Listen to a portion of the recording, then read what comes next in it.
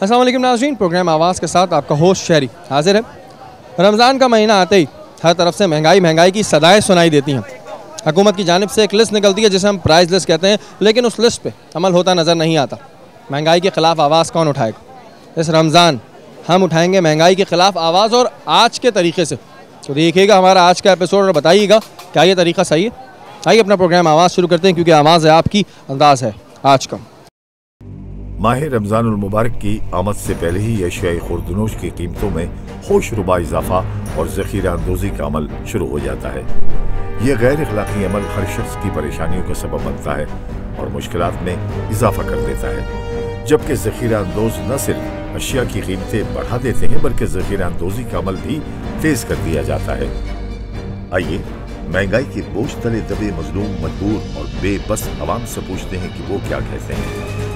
नाज़रीन, इस वक्त हमारे साथ मौजूद हैं EDO ENIP डॉक्टर शहाब इमाम। आइए इनसे बात करते हैं। अस्सलाम वालेकुम शहाब साहब। शहाब साहब, प्राइस लिस्ट पूरे रमज़ानों में सबसे इम्पोर्टेंट जो है वो रोल प्ले करती है। क्या देख के आप लोग प्राइस लिस्ट बनाते हैं?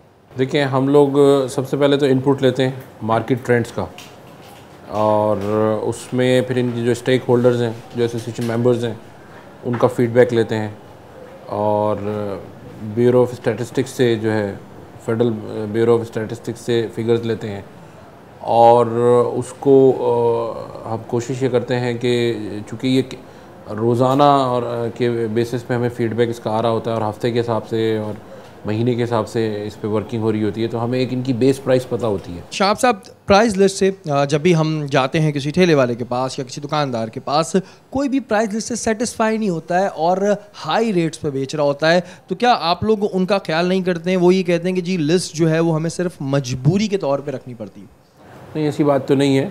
अब मेरा जो एक्सपीरियंस है यहाँ पे प्राइस कंट्रोल का और इशुएंस ऑफ प्राइस लिस्ट और मॉनिटरिंग का, वो ये है कि अगर हम उसको 100 रुपीज़ भी कर दें तो वो 105 रुपये में बेचेगा। आवाम जो है उसको ज़्यादातर लिस्ट का इतनी नॉलेज नहीं है, आप कह सकते हैं एक तरीके से, क्योंकि जब हम आवाम के पास जाते हैं तो कहते हैं कि जी लिस्ट क्या लिस्ट।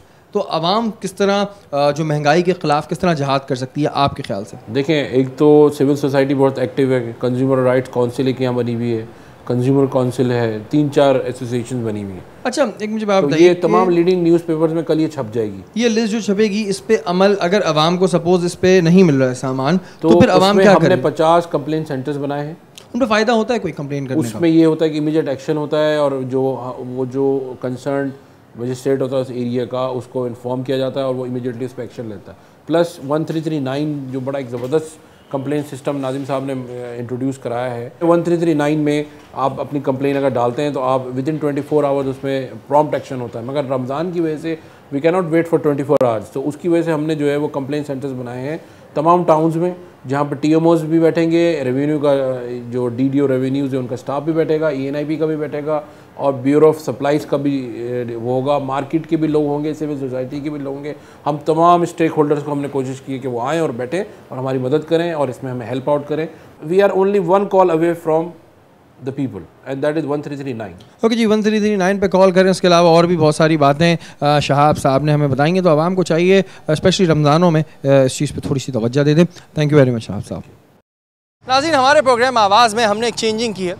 जब भी रमज़ानों में हम किसी दुकानदार के पास जाते हैं या ठेले वाले के पास जाते हैं, तो अक्सर वो लोग ये शिकायत करते हैं कि नहीं, हमारा रेट तो ये चल रहा है, या हमारे बाज़ार में पहुँचने पर लिस्टें निकल आती हैं और रेट वही हो जाते हैं।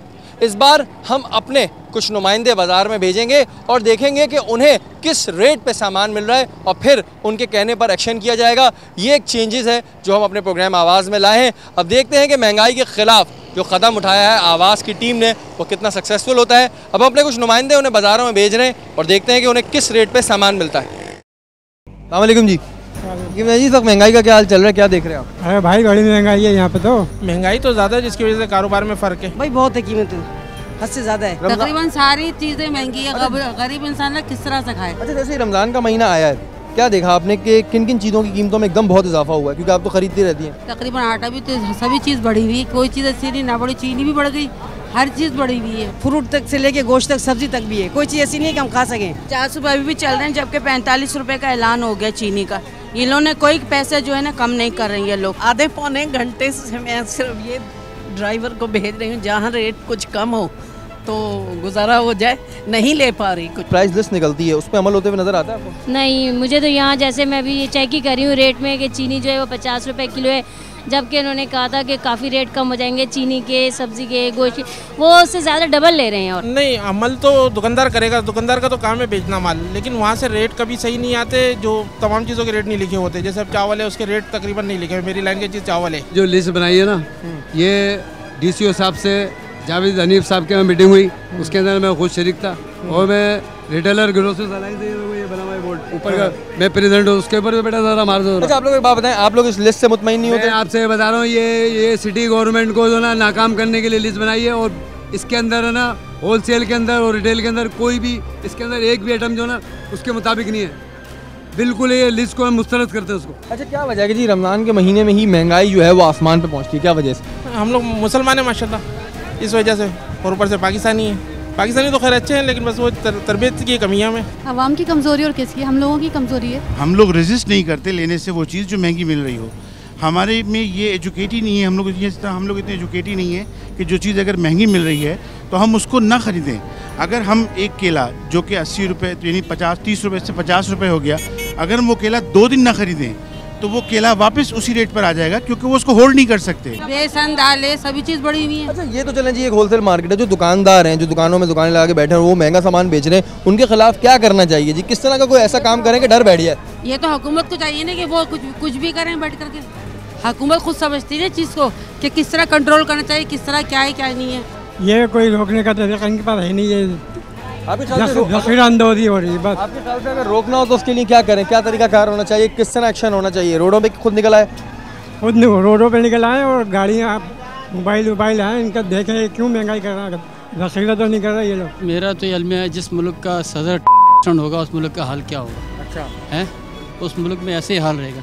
शक्कर इन्होंने 23 रुपये किलो ख़रीदी है और आवाम को बेवकूफ़ बना के 38 रुपये किलो बेच रहे हैं स्टोर में। जो लिस्ट आई उस पर 50 रुपये के 50 रुपये मुकर्रर किए, तो ये तो सारे ये चोर तो खुद हुक्मरान है। सख्त से सख्त इक़दाम करने चाहिए, सख्त से सख्त करना चाहिए। ये बिल्कुल ये लिस्ट जो बनी हुई है ना, इसके अंदर कोई भी लिस्ट है ना, इसके अंदर ना उसके मुताबिक नहीं है। इधर ये माछ की दाल जो है ना 100 रुपये किलो है, यहाँ जो है 89 किलो लिखी हुई है। ये चने की दाल जो है ना 68 रुपये किलो लिखी है। होलसेल मार्केट में आपको ये सब रेट नहीं मिल रहे? नहीं, बिल्कुल है ना, एक भी आइटम नहीं मिल रहा है इसके मुताबिक। आपके ख्याल से क्या हल है जी, किस तरह रमजानों में हम काबू पा सकते हैं? इसका हल सिर्फ ये है कि हम लोग कंज्यूमर्स एक दफ़ा कंज्यूमर जो है इत्तेहाद करें और जो चीज़ महंगी मिल रही है उसे ना लें। Thank you ji.